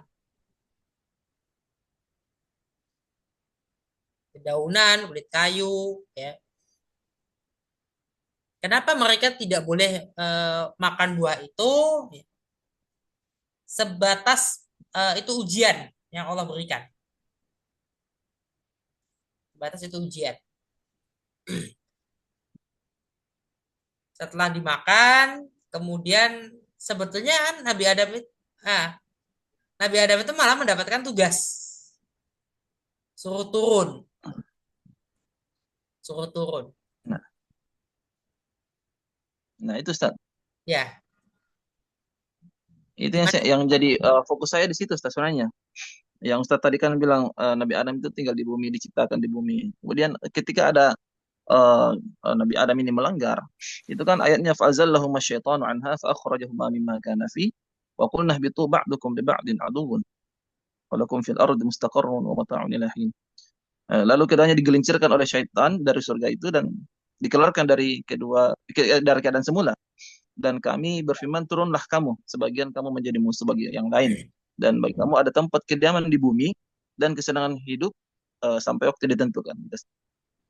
Ya, ayat itu ini hati-hati Pak Nasrum. Ayatnya ketika awal itu kan ya Allah itu ingin menciptakan khalifah itu di mana? Di bumi gitu. Di bumi. Tapi kenapa Adamnya di tempat lain? Nah, itu kan itu yang Oh menjadi ya, oke. oke, itu yang menjadikan para orientalis yang anti Islam itu mengatakan bahwa Al-Qur'an itu bertentangan. Oh, katanya mau menciptakan khalifahnya di bumi, tapi tiba-tiba ada di surga. Surganya bukan di bumi kan gitu. Iya. Nah, Saya pernah apa berdialektika. namanya? Yang berdialektika itu kayak gitu maksudnya. Berdialektika antara teks itu tadi dengan realitas. Dan itu harus ketemu. Iya. Nah, itu harus ketemu. Dialektika itu nggak kemudian berhenti, sudah selesai kemudian selesai gitu nggak ada berhentinya dialektika itu. Dialektika itu dikonstruksi masing-masing kelompok paradigma. Apa itu paradigma? Cara Paradigma itu kan pandang. paradigma itu Ya. kan kelompok mazhab ya sebetulnya. Paradigma itu landasannya mazhab. Paradigma itu terdiri ya ada landasan epistemologinya, ada landasan ontologinya, ada aksiologinya. Dan itu semua ada di alam Al-Quran. Diambil dari Al-Quran semuanya. Jadi melihat Al-Quran sebagai mata air pengetahuan itu ya nggak membaca Al-Quran kemudian sebegitu aja tekstual. Karena kalau tekstual ya setahu saya Al-Quran tidak tegas mengatakan bumi ini bulat atau datar. Nggak tegas. Tapi Al-Quran mengatakan bahwa ya bumi, ya bintang-bintang, matahari, ya dan bulan itu beredar pada garis edarnya. Artinya kan beredar itu kan sesuatu yang beredar pada garis edarnya, berarti nggak mungkin bentuknya datar atau kayak meja gitu. Nah, Betul, Ustaz. kemudian ternyata buminya memang pernah satu, artinya daratan itu pernah satu, tidak ada daratan lain. Satu daratan saja dan satu lautan di sekitarnya. Itu ketika itu sudah ada Nabi Adam. Jadi sudah ada kehidupan ketika kemudian terjadi gempa bumi besar-besaran berkali-kali, ya, sampai akhirnya terciptalah bumi yang hari ini kita tempati. Di beberapa pemberitaan ya, misalnya ada kabar akan terbentuk kembali pulau apa? Pulau Muria ya. Kalau kita tahu Gunung Muria itu kan di Jawa Tengah. Gunung Muria itu sekarang menyatu dengan Pulau Jawa ya. Sebelumnya kan tidak menyatu. Nanti akan berpisah kembali. Gitu. Kapan berpisahnya? Ya, orang-orang langsung ada yang panik karena terjadi banjir rob ya dari laut itu. Air laut masuk ke daratan berkali-kali di pantai utara Jawa. Sehingga orang ketakutan. Ini jangan-jangan benar nih, sebentar lagi eh, itu Gunung Muria akan lepas lagi, berpisah lagi dari Pulau Jawa. Kira-kira begitu cepatnya atau terjadi dalam waktu yang lama? Ribuan tahun terjadinya. Artinya masih ribuan tahun lagi. Nah, itu pula dengan yang disebut proses evolusi. Evolusi itu kan jutaan tahun. Dan evolusi itu nggak random. Yang dibilang Darwin kan random. Random dan dengan demikian nggak pasti mana manusia, mana yang bukan manusia. Akibatnya orang utan dengan manusia bisa nggak orang utan berhubungan dengan manusia? Lahirnya apa? Tertukar sebenarnya. Ya bisa, lahirnya apa? Ini sama-sama hominide loh. Kalau bicara itu kan, ini sama-sama hominide, kera besar, ya. Tapi ternyata walaupun kera besar itu awalnya satu atau satu sumber yang sama, ketika proses penciptaannya, tapi ternyata nggak bisa menikah gitu, atau apa, berhubungan seks itu nggak bisa. Itu manusia sama gorila jadinya apa? Nggak jadi. Loh, berarti dengan demikian kan tidak random dong. Kalau random kita sama simpanse aja. Nanti jadinya apa Iya. itu? Kawin silang, Ustaz. Silang manusia dengan simpanse bisa. Kan nggak pernah terjadi. Itu random Allah. tuh kayak gitu. Jadi Kalau random nggak bisa kan ternyata. Nah, artinya kan tidak random berarti. Dan memang manusia itu dimaksudkan ini manusia. Apakah manusianya akan terbagi? Manusia itu memang memang ada ya terbagian ya atau kelompok-kelompok yang ya kelompok-kelompok spesies subspesies itu betul ada di antara manusia atau ada mengatakan spesies-spesies manusia ya, jadi manusia itu jamak itu masuk diskursus nanti, masuk diskursus ada hadis 7 Adam ya, ada hadis yang mengatakan itu dia di tafsir Al-Azhar ya, di tafsir Al-Azhar itu ada hadis 7 Adam, ada berapa Adam ya, kemungkinan Adam-Adam yang lain.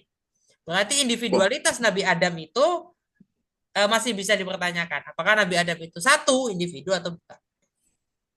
Beberapa nabi yang dipertanyakan atau masuk dalam diskurs ya. Nabinya itu nggak satu, walaupun disebut di Al-Qur'an itu namanya sama, disebut nama di Al-Qur'an, tapi ternyata individunya lebih dari satu. Ada kemungkinan. Di antaranya ada Nabi Musa juga termasuk. Nabi Musa, Nabi Adam itu ada yang Kemungkinan tidak satu. Kemungkinan memang yang namanya Enoch, yang namanya Hermes, yang namanya Idris itu adalah orang-orang berbeda. Tapi mungkin apakah mereka bertiga itu ketemu? Apakah Idris itu nama Idris dalam Al-Quran itu memang kepada tiga orang itu? Jadi ada tiga orang nih, tapi Al-Quran hanya menyebut Idris. Idris itu siapa? Ya tiga orang itu, tiga-tiganya Idris. Itu diskus. Tapi jelas ada nggak nabi-nabi yang terbukti atau sudah diyakini secara secara jamak ya, masyarakat sudah mengakui, masyarakat ilmiah mengakui cuma satu. Nabi Isa sudah jelas cuma satu. Ya. Walaupun ada yang tidak ada, tapi kan sedikit. Nabi Muhammad hanya satu. Nabi Ibrahim orang mengakui itu satu. Nabi Isa, Nabi Ismail orang mengakui itu satu.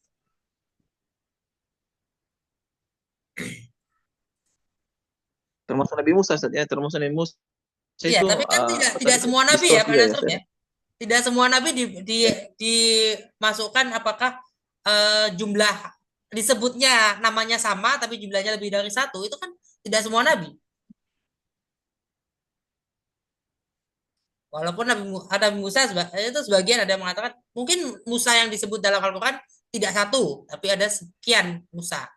Adam bisa 7, bisa sekian puluh, bisa ribuan gitu. Tapi apakah kemudian, dan ini jangan sampai kita kemudian menjadi, jadi gini Pak Nasrum, kalangan ateis itu kampanye terus berdakwah ya. Justru dia berdakwah itu dengan ayat-ayat Al-Quran juga, dengan ayat-ayat Injil juga ya, untuk membuktikan bahwa alam semesta terjadi dengan sendiri. Itu kan dilakukan oleh Jonathan Black. Dia baca kitab-kitab tasawuf, bahkan dia baca kitab-kitab mistisisme. Tapi sebagai seorang empirisis, dengan semangat empirisismenya dia ingin membuktikan bahwa Tuhan tuh nggak ada.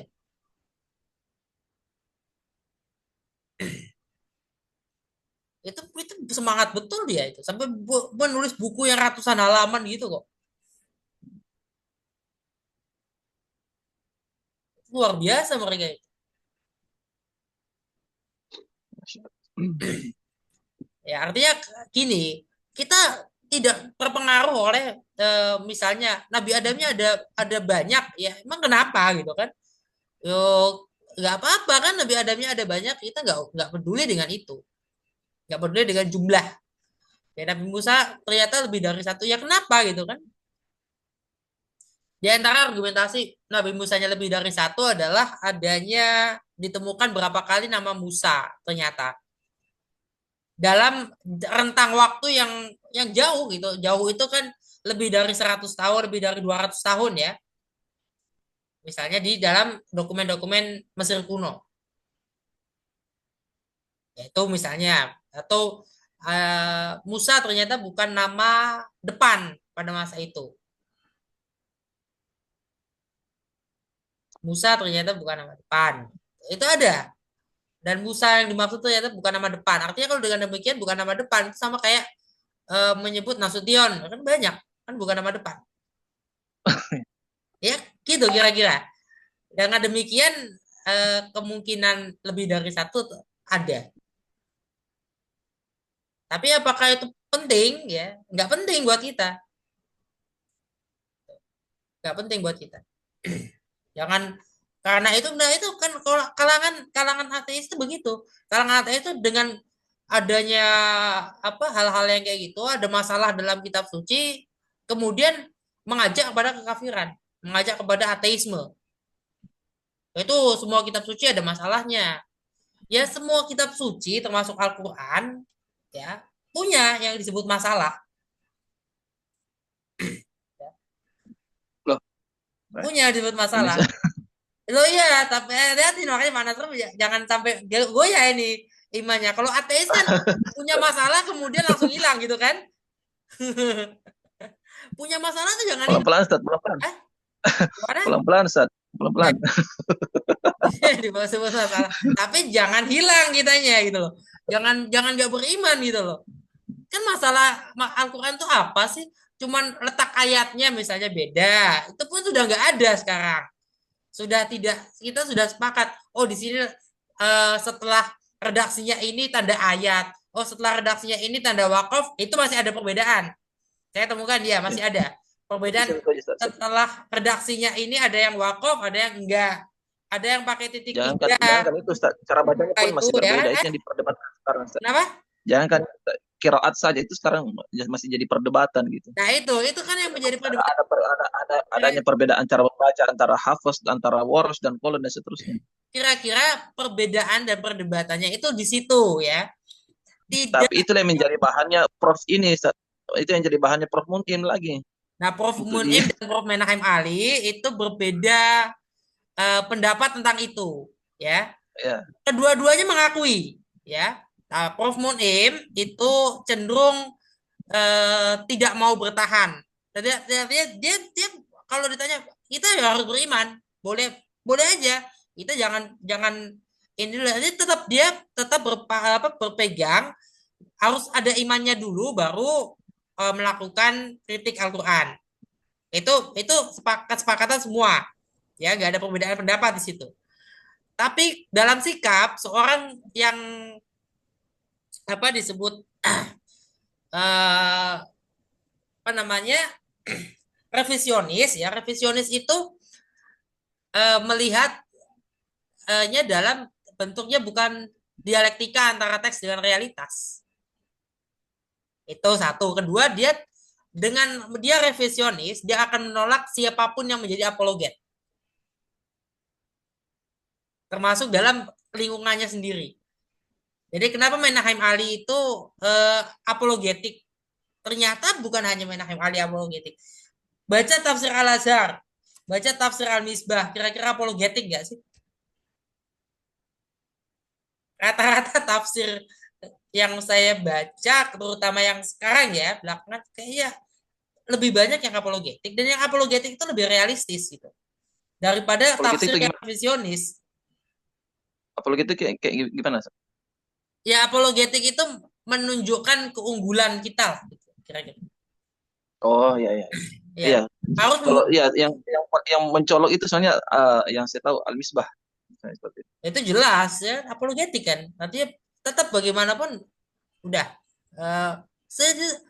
Al-Quran punya masalah. Ya iya, tapi kan masalahnya sorry aja nih misalnya gitu ya. Masalah pertama gini, itu masing-masing agama ya, internal gitu. Kedua, ketika kita diserang dengan masalah itu, kita nggak bisa menuruti ya kemauan orang-orang yang berbeda keimanan dengan kita, apalagi sampai membuang keseluruhan kitab suci, bahkan sampai membuang agama sama sekali, mengakui ateisme. Coba ateisme itu sangat sangat gencar juga sekarang belakangan ini. Jadi bukan kalau Islamisasi dan Kristenisasi itu masih sehat lah persaingannya. Tapi kalau ateis ya, ateisasi itu nggak sehat. Kenapa? Pertama gini, orang ateis juga nggak mau mengakui ateis. Ketika menulis kolom ya, misalnya kalau dikasih itu, kalau di survei mereka itu cenderung tidak beragama. Nah, yang tidak beragama ada agnostik yang mengatakan Tuhan nggak bisa dibuktikan. Kira-kira Tuhan bisa nggak dibuktikan? Kalau dia berkata nggak bisa dibuktikan itu, dia punya konsep Tuhan nggak? Oh, nggak bisa membuktikan itu. Kalau dia punya konsepnya, dia sudah membuktikan dengan demikian. Kan punya konsepnya. Oh, punya konsepnya tapi tidak mengatakan itu tidak bisa dibuktikan. Ya gimana? Dia punya konsep, itu sudah kelemahan agnostik. Ada yang deis ya. Deis itu mengakui adanya Tuhan tapi tidak mengakui adanya agama. Itu kira-kira deis dengan agnostik ini kurang lebih serupa ya. Tapi tak sama. Ini saudara kembar. Ada juga seperti itu saya. Ya, saudara kembar ya. Kembar tidak identik. Kalau deis itu cenderung orang-orang yang deis banyak mengaku agnostik. Contoh gini, Robin Cukup van Persie itu kan agnostik. Tapi iya. istrinya Muslim, ya. Anak-anaknya dididiknya pun secara Islam. Tapi dia sendiri di rumah agnostik. Kira-kira eh, argumentasi dia itu kuat nggak untuk menjadi agnostik? Ya, Ya, itu sudah jelas. kita Ya, sudah jelas. itu pribadi dia ya, Robin van Persie itu sendiri. Oke, itu urusan dia dengan Allah gitu ya. Kita nggak bisa memaksakan juga. Kalau ketemu jangan jangan jangan didebat gitu. Ya. Ketemu lantas didebat tuh kurang bagus juga. Dibiarkan. Tapi kemudian juga kita tahu bahwa ini berarti kan dia lemah argumentasi. Anaknya semuanya Muslim misalnya dua-duanya ini. Kemudian istrinya Muslim gitu. Dia mendidik anaknya untuk secara Islam ya. Gimana kalau dia sendiri yang menjadi agnostik itu kan berarti secara ini masalah Paradoks. epistemologi gitu ya. Itu dia Paradoks. ya. Oke, menarik Ustaz. Alhamdulillah. Gimana teman-teman ini? Pak Haji Derajat. Kita cek teman-teman dulu. Ya, ini keenakan kita ini jadi kemana-mana ya. Betul Ustaz. Pak Ketua, Pak Haji Ketua mana ya Pak Haji Ketua? Nah, ketika bicara filsafat ilmu itu kan kita melihat pentingnya itu ya, pentingnya paradigma. Jadi gimana Pak Derajat? Betul. Keasikan ya Pak. Hah? Keasikan jadi lupa Ya. waktu. Iya, ini lupa waktu. Jadi ilmuwan itu nggak ada yang jujur banget Pak Derajat. Semua ilmuwan, bahkan semua ulama, semua pendeta, semua cendekiawan, sarjana, nggak ada yang jujur 100% itu nggak ada. Apa mereka punya paradigma, gitu ya? Bukan Iya jujur. Pak. Nah, paradigma itu bukan kebohongan sebetulnya, tapi strategi lah. Strategi. Karena kan paradigma itu mengatur strategi. Yang diatur itu strategi, kerangka-kerangka. Ya, ontologi itu kan kerangka, bagaimana melihat realitas. Epistemologi itu kerangka, bagaimana cara mengetahui realitas. Ya, aksiologi itu kerangka. Tujuannya apa? Itu kerangka. Nah, kerangka itu semua kerangka-kerangka yang ada itu strategi sebetulnya. Dengan kerangka yang berbeda pasti hasilnya beda. Seorang yang empirisis kalau melihat kenyataan akan berbeda dengan orang yang rasionalis. Seorang yang sekuler yang berbeda dengan seorang yang Islami. Atau bahkan berbeda. Seorang revisionis berbeda dengan apologetik gitu loh. Kalau revisionis itu ke situ arahnya, ya kan? Tetap bahkan memisah-misah, memilah-milah itu revisionis pasti akan ke situ. Tapi kalau apologetik itu kenapa saya lebih kayaknya masyarakat apologetik ini sarjana-sarjana apologetik ini lebih rasionalis, lebih realistis ya, lebih bisa lah dipakai gitu ya di dunia nyata daripada revisionis, karena revisionis itu nggak kepake gitu, nggak gampang, nggak bisa ya, nggak bisa mungkin nggak ya, misalnya katakanlah bisa tapi betapa sulitnya kalau revisionis itu kemana coba? Betul Ustaz. Ada Gimana Pak Haji? Hah? Ya, Pak Ketua, revisionis itu kemana coba? Tapi bukan kemudian revisionis itu salah. Dia punya paradigma, punya kerangka, itu strateginya. Kan kaum revisionisnya tetap sholat kok. Ya, yang revisionis dia Muslim, dia beriman, dia tetap sholat loh. Tetap Jumatan, ya kan? Tetap sholat Id, tetap puasa di bulan Ramadan, ya tetap aja. Itu kan urusan dia. Menjadi revisionis itu urusan keilmuan ya dalam agama itu. Urusan ilmu. Kalau hubungannya relasi antara dia sendiri dengan Allah itu urusan pribadi. Ini sholat aja gitu. Jadi sholatnya revisionis juga sholatnya apologetik sama gitu. Kira-kira gitu lah. Kalau sholat ya, tapi kan ketika membahas ilmu pengetahuan beda gitu. Pak Imad, Nah, Pak Imad, Conclusion.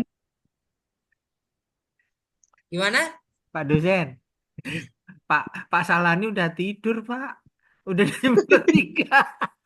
Ya, Masih Pak, Kalau kalau saya sih aman, di sini siang. tapi udah malam sekali sih di sini. Tapi menarik ya, betul. Terus terang saya sih sebenarnya alhamdulillah pelan-pelan kan mulai belajar filsafat gitu. Baca-baca buku filsafat Ustaz.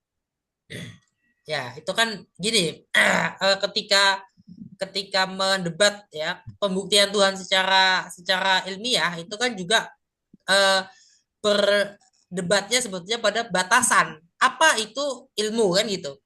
Kira-kira ketika itu distingsinya itu perlu nggak gitu?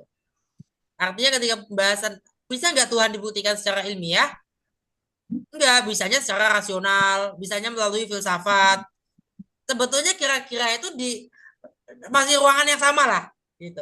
Sama kayak gini, yang membuktikan Tuhan tuh tugasnya Pak Derajat atau tugasnya Pak Nasrom kayak gitu. Tapi orangnya di meja yang apa di ruangan yang sama, mejanya beda kan itu. Sama atau gini ya, apa ya? Misalnya Pak Derajat ngurus program apa gitu, program X gitu kan.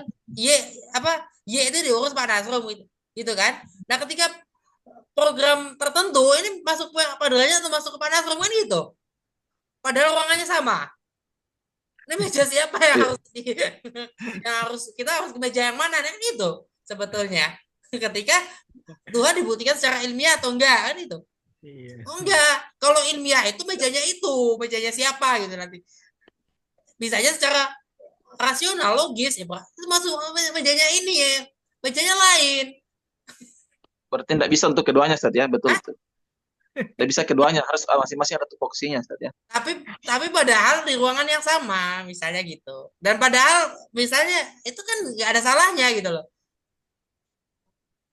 Hanya Betul, Ustaz. paradigmanya berbeda. Karena paradigma berbeda, maka yang satu ingin pokoknya ini mejanya lain.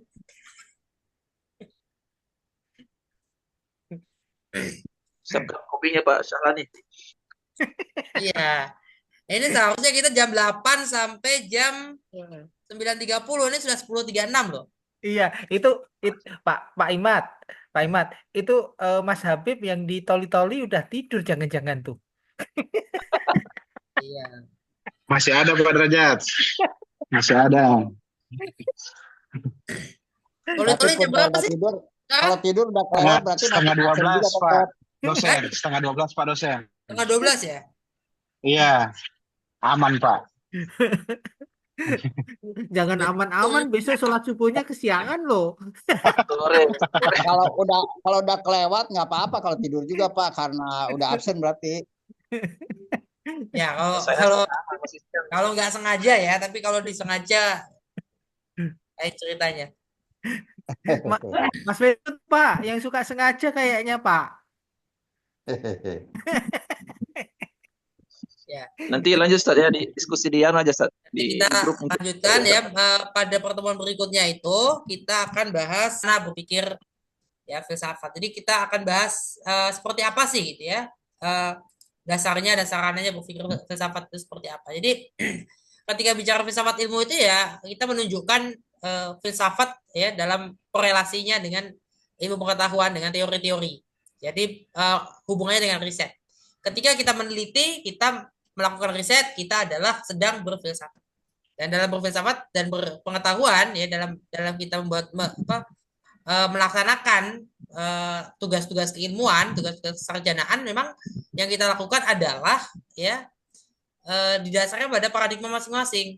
Paradigma itu kerangka-kerangka, nanti ada keberpihakan di situ.